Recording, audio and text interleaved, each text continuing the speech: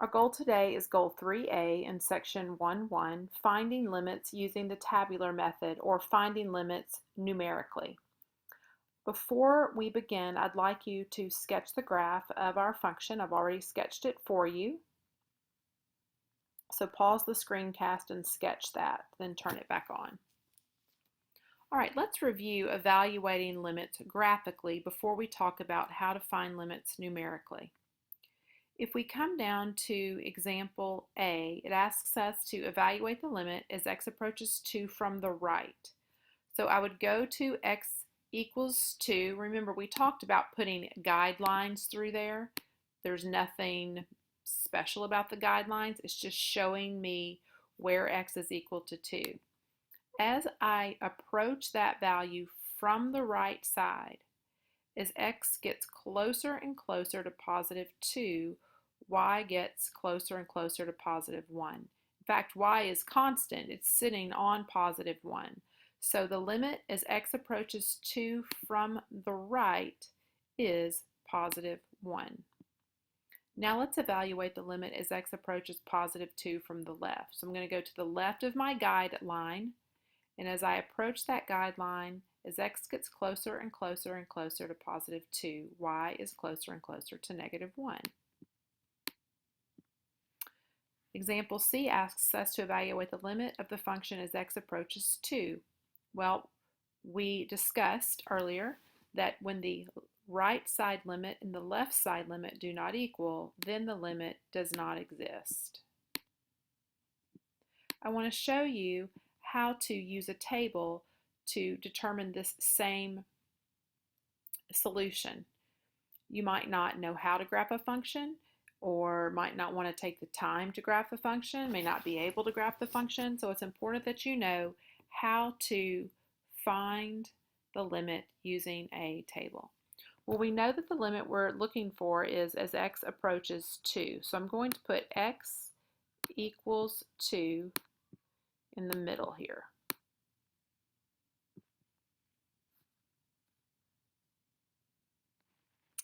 So to find the limit using a table, or to find the limit numerically, we need to determine what values we want to use for x. Remember, we discussed yesterday that we are looking for the limit, the y value, as x gets really, really, really, really close to 2.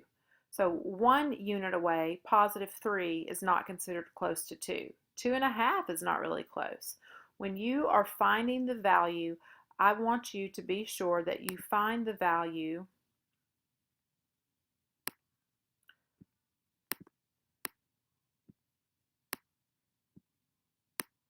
that's tenths, hundredths, thousandths. 1,000ths to the right, 100ths to the right, and the tenths. So you will take the value that x is approaching and add 0.001, 0.01, and 0.1. This would be the right-hand side. The left-hand side, you would subtract these same values from 2. So 2 minus 0.001 is 1.999.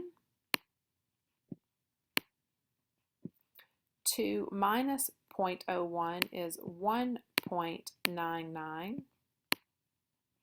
And 2 minus 0.1 is 1.9.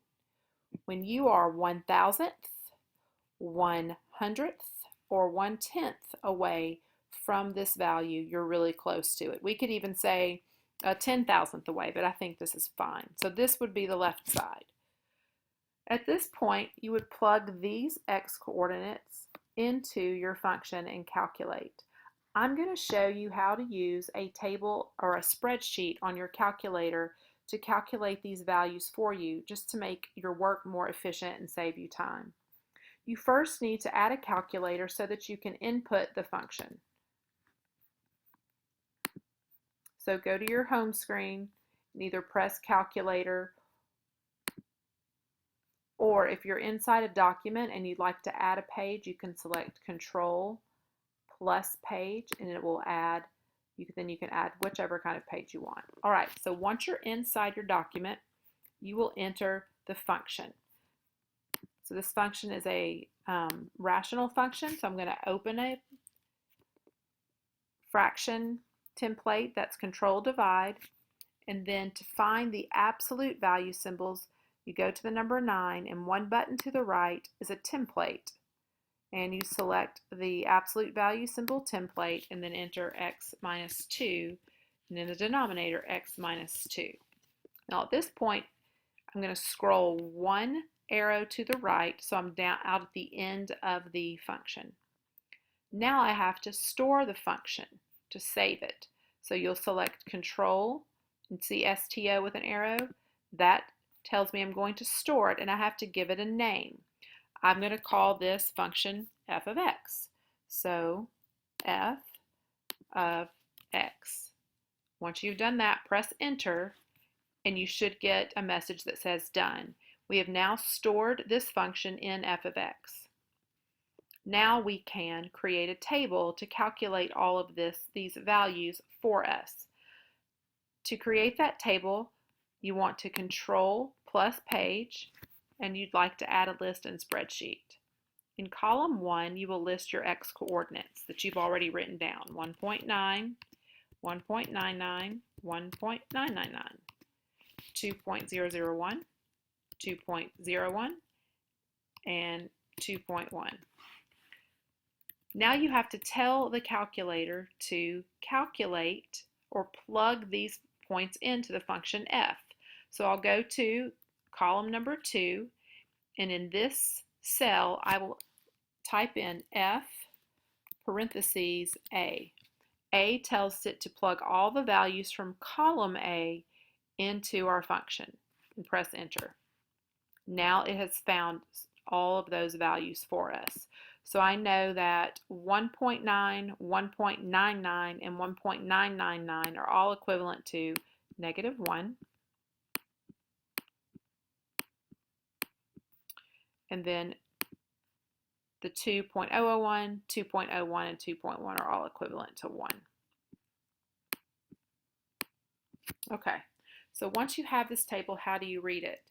So as x approaches 2 from the left, y is at -1, -1, -1. So from the left, y is equaling, or the limit is approaching -1, just like we said from the graph. From the right-hand side, y approaches +1, just like we said from the graph.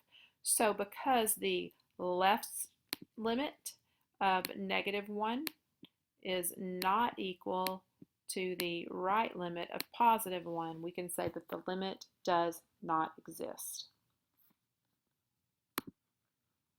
Let's go to example 2 and try this again. All right, rather than graph this time we're going to go directly to the table, and it's asking for the limit as x approaches 2. So again, with our table, we will fill in the appropriate values. I want you to pause the screencast and fill in the appropriate values for the table. Remember to add and subtract 0.001, 0.01, and 0.1. Once you've done that, turn this back on. Okay, so I've listed our values to check for x as it approaches 2. Now, rather than starting an entire document over, I want to go back to the previous page on my calculator. So to go back a page, you would select Control, arrow key to the left. And I'm now going to enter the new information. So the new function is x squared minus 4 divided by x minus 2. Remember, I'm going to scroll one to the right, so my cursor is at the very end of the function. And now to store it, we will select Control Store. I'm going to give it a different name than f of x. I'll use g of x this time. And press enter to show that I'm done. Now I'll go back to my same spreadsheet, Control, arrow key to the right. In column C, this is where I will evaluate our new function, g of x. Because my values in column A are the same for both examples, I don't have to type in a new column of x coordinates. I can tell this to evaluate g of column A. So g parentheses A, and press enter. And this gives me all the numerical values. So take a moment and do that on your calculator and then transfer those numerical values onto your table in your notes. Okay, let's take a look at our table. Remember, when we're finding the limit, graphically, we're checking the limit from the left and the right, and we would do the same in the table. So, as I approach 2, this line right here is where my 2 would be. As I approach 2 from the left, look at y. Y is 3.9, 3.99, 3.999. Y is getting closer and closer and closer to the number 4. Every time we go a tenth closer to x equals 2. Let's evaluate from the left. I'm sorry, this is from the left, this side is from the right. Y is at 4.1, then closer at 4.01, then a little bit closer at 4.001. So from the right-hand side, y is approaching 4. Because the left side limit and the right side limit are equivalent to one another, we can say that our limit is equivalent to 4. Now, you see this statement here, a limit can still exist even if the function is undefined where x equals c. We know that this function is undefined where x equals 2 because x minus 2 equals 0 at positive 2. So even though a function is undefined at a specific value for c, the limit can still exist. Let's finish this by finding the limit of a piecewise function. So if you go to your calculator, you want to first open a template for a piecewise function. So go to the button just to the right of 9, and you see what I have highlighted in blue here? It's a brace with 2 boxes on the top, 2 boxes on the bottom, and they are separated by commas. That's where you would put the piecewise function. So the first equation is 2x, and in the second box you're going to put the domain. X does not equal 1. So x, control equal will allow you to enter does not equal 1. And then in the second row, your function is -2 and your domain is x equals 1. Now remember, you still have to scroll to the end so that your cursor is at the very end of the function. Control store, and we'll call this one h of x.